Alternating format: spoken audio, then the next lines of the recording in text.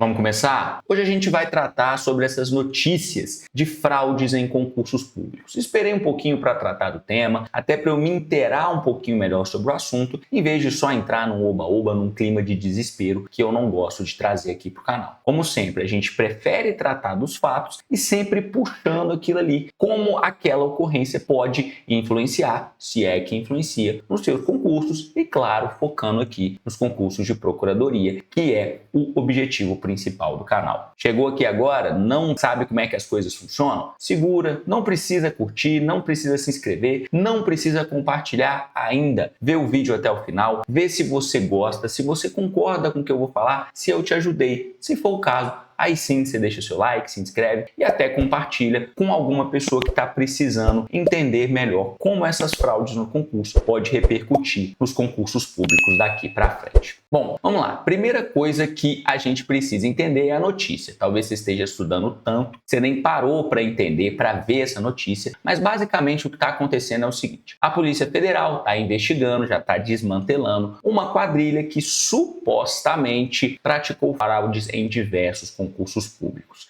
Ao que tudo indica, no CNU de 2024, não é a prova de 2025, CNU de 2024, principalmente para a prova de AFT, Auditor Fiscal do Trabalho, a banca achou muito estranho que diversos candidatos tiveram exatamente as mesmas respostas. Então eles erraram as mesmas questões, eles acertaram as mesmas questões, o que é muito improvável. Isso acabou acontecendo, acabou despertando um alerta na banca, isso acabou deflagrando a investigação que está envolvendo a Polícia Federal, tem até um relatório que circulou nas redes sociais, e aí eles começaram a enfrentar e desmantelar esse suposto esquema. E aí eles identificaram que nesse caso, diversas pessoas, se eu não me engano, até olhando as notícias, olhando o relatório da Polícia Federal, eles identificaram que são pessoas que fazem parte da mesma família e que tiveram acesso, inclusive, a uma redação, ao tema da redação, já tiveram, além dessas pessoas terem recebido o gabarito antes da prova, receberam até uma redação escrita. Outro ponto que chamou a atenção das investigações foi o fato de uma candidata ter sido aprovada em diversos certames e dos mais diferentes perfis. Foi aprovada em vestibular de medicina, foi aprovada em prova para auditor de controle externo, para outros cargos assim que não tem nada a ver e que a gente não costuma ver na prática uma pessoa passando em cargos tão diversos assim, porque são estudos muito diferenciados. Quando eu vi toda essa notícia, o que me chamou a atenção foram dois pontos principais. Primeiro, eu fiquei um pouco assustado com a suposta, pelo menos me pareceu, por isso que eu vou falar suposta facilidade. Eu achei que eles tiveram uma facilidade muito grande de acessar os gabaritos. Porque entre os concursos que eles estão suspeitando de fraude, tem o CNU de 2024, organizado pela Sesgran Rio, tem aí um vestibular de medicina, lembra que eu falei que uma das candidatas foi até aprovada num vestibular de medicina, tem também prova organizada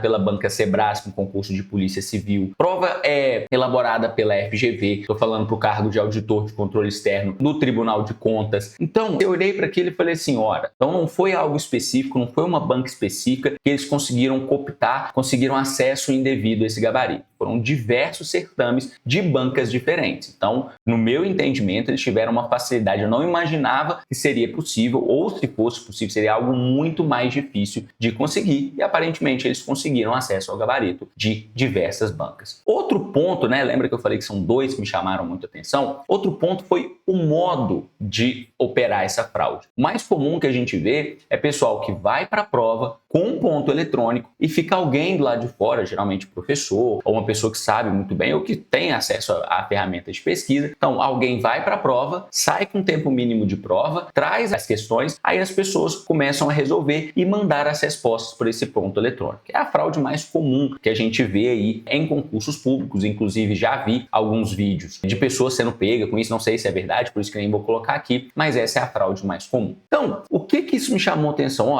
Essa suposta quadrilha conseguiu acessar o gabarito, eles fizeram de jeito diferente, conseguiram ter acesso ao gabarito. No relatório da Polícia Federal mostra que ali no dia da prova, por volta de 5, 6 horas da manhã, esse gabarito foi passado para a pessoa que comprou, foi um pagamento de 500 mil por uma vaga, e aí aí essa pessoa teve acesso e conseguiu fazer a prova com o gabarito em mãos. E aí eu fico pensando assim, cara, por um lado eu fico pensando, então quer dizer que diversas bancas sofreram essa violação. E aí um cuidado que vocês têm que ter agora é de não ficar com aquele pensamento de generalização, aquele pensamento de desespero. Pensando assim, viu? Sempre soube, concurso é tudo carta marcada, não tem a menor possibilidade de passar, é tudo só quem compra passa e tudo mais. Diversas bancas foram envolvidas no esquema, eu sempre soube disso. Vamos lá, por mais que eu tenha ficado assustado com essa facilidade com que eles tiveram de acessar os gabaritos e de diversas bancas, eu não chego a dizer que todo e qualquer concurso só se passa quando estiver comprado a um jogo de cartas marcadas. É lógico que é muito ruim. E mais, eu fico pensando assim, imagina quem na prova de AFT do CNU ficou por ali, sei lá, por um ponto. Cara, essa pessoa deve estar extremamente pé da vida. Porque, se eu não me engano, eles identificaram no mínimo 4 pessoas que fraudaram esse concurso. Imagina, tirando essas da lista, a pessoa pode falar assim, putz, eu que fiquei por uma questão, por um ponto, poderia muito bem ter passado se não fosse esses fraudadores. Mas isso não significa que concurso só passa quem frauda, que ninguém ali que está passando nas provas e em qualquer prova, que ninguém ali das que passam foram pessoas que estudaram de verdade, que ainda assim continuam sendo a maioria. Cuidado que vocês têm que ter é de não cair nesse pensamento alarmista, nesse pensamento de desespero. E até porque eu, como um grande adepto da filosofia estoica, que tem um dos grandes ensinamentos, a gente conseguir separar no mundo tudo em duas coisas, em duas categorias, melhor dizendo.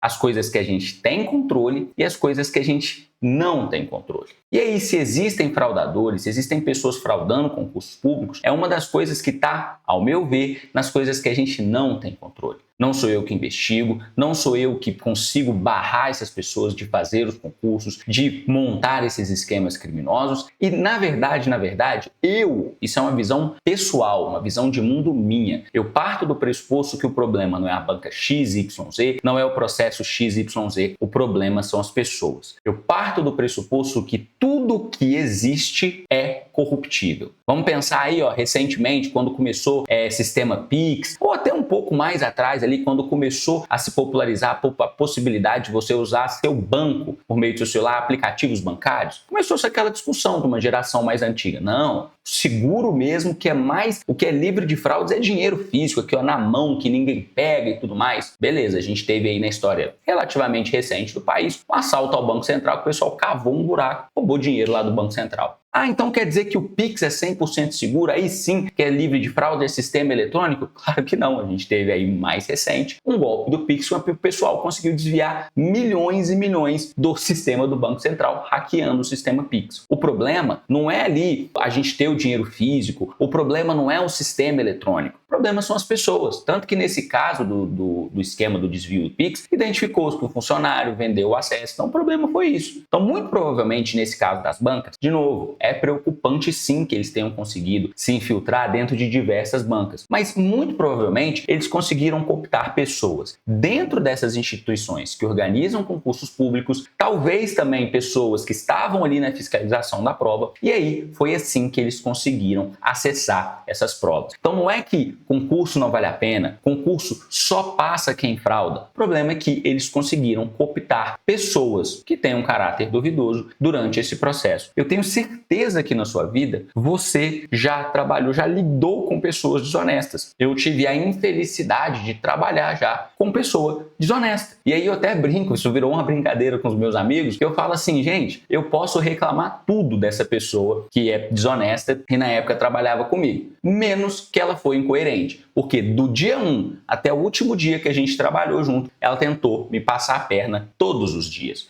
É isso. O problema é do ambiente de trabalho, o problema é daquela função? Não, o problema é daquela pessoa. E voltando naquela ideia estoica de dividir as coisas entre o que a gente tem controle e o que a gente não tem controle, eu considero que sempre as pessoas de caráter duvidoso estiveram entre nós. Então, em qualquer processo que você imaginar, um processo de seleção de trabalho, uma vaga de emprego, um concurso público, um sorteio aí de barraquinha de igreja, qualquer situação, essas pessoas sempre sempre estiveram aí e sempre tentando passar os outros para trás. Então, os concursos de muitos anos atrás ocorriam essas fraudes. No meu concurso, talvez ali alguém tenha fraudado, mas a gente não descobriu. Talvez em outros concursos tenha acontecido essa fraude em outros vestibulares e ninguém nunca ocorreu. Eu prefiro considerar o seguinte: eu não tenho controle sobre isso, nem quero fazer parte dos órgãos que estão ali para reprimir essas quadrilhas, para investigar essas quadrilhas. Não é o meu papel, eu quero focar em mim. Eu parto do pressuposto que é possível passar sim, que desde que o concurso existe, as pessoas que passaram no concurso estudando e pelo mérito tiveram que brigar, além dessa concorrência leal, tiveram que lidar com a concorrência desleal, ainda assim considero que é possível passar, então eu vou focar só em mim, nos meus estudos. Eu não quero que vocês concordem comigo, eu não quero que vocês não possam ficar revoltados, tristes, principalmente se você foi diretamente afetado por essa fraude. Não é isso que eu estou falando, mas é uma escolha minha, alinhada com a minha visão de mundo, de como eu sempre lidei. Vocês acham que lá em 2013, quando eu fiz minha prova da PGF, ninguém falava que concurso tem fraude? A gente não vinha essas notícias de quadrilhas, não sei o quê? Foi o que eu escolhi lidar com o mundo, para minha tranquilidade, para eu dormir bem à noite no travesseiro e seguindo meu projeto, que eu sempre falei com vocês, já contei aqui. A partir do momento que eu decidi me tornar procurador, nada ia me tirar desse objetivo. Se talvez você pensou de uma maneira diferente, se você, por causa dessa notícia, desistiu do seu propósito de fazer concurso, eu respeito, eu só sou capaz de pedir uma coisa: por favor, não toma essa decisão enquanto você está pé da vida, enquanto você está triste com essa decisão, enquanto você está revoltado. Pensa um pouquinho, e aí, se for o caso também, ninguém é obrigado a pensar junto comigo, só espero que você encontre paz na forma como você quis lidar com essa notícia. Era isso que eu queria falar, não quero ficar aqui repercutindo muito a notícia em si, quero trazer porque eu acho aqui que é válido para os concursos, e se você é a pessoa que, apesar dessa notícia que é péssima, quer continuar no seu propósito de se tornar procurador, tem que te indicar a plataforma que pode te ajudar a organizar os seus estudos, joaomarcelooliveira.com.br.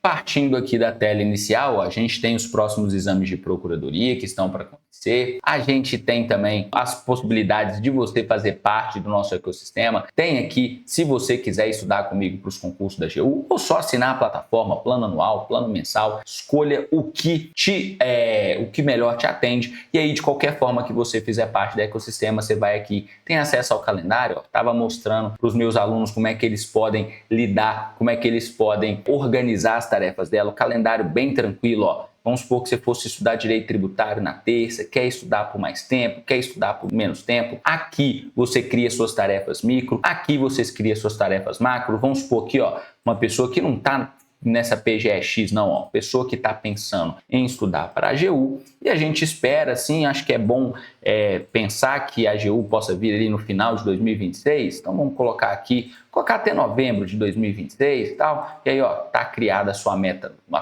macro, suas metas micro, e elas viram aqui um painel de desempenho, ó, falta 417 do que você colocou. O tempo médio de estudo, as tarefas da semana, ó, sexta estão 4 incompletas, que são essas aqui, ó, e aí foram as tarefas que a pessoa colocou para sexta-feira, e aí a partir do momento que ela cumpre essas tarefas, olha só como é que muda, ganha até uma estrelinha dourada. E além disso, ó, diversas outras ferramentas para a gente ver aqui, para você fazer o seu controle dos seus resultados. Ó. Imagina uma pessoa que fez as últimas provas da AGU para testar como é que tá, tudo aqui prontinho para vocês tomarem conta dos estudos de vocês. E claro, a plataforma ainda precisa melhorar bastante, ainda tem bastante coisa que a gente quer subir aqui e vai subir em breve, e aí eu conto com a ajuda de vocês para a gente construir o melhor ecossistema para quem quer ser aprovado em procuradorias. Como sempre, eu agradeço a atenção de todos vocês e até o próximo vídeo.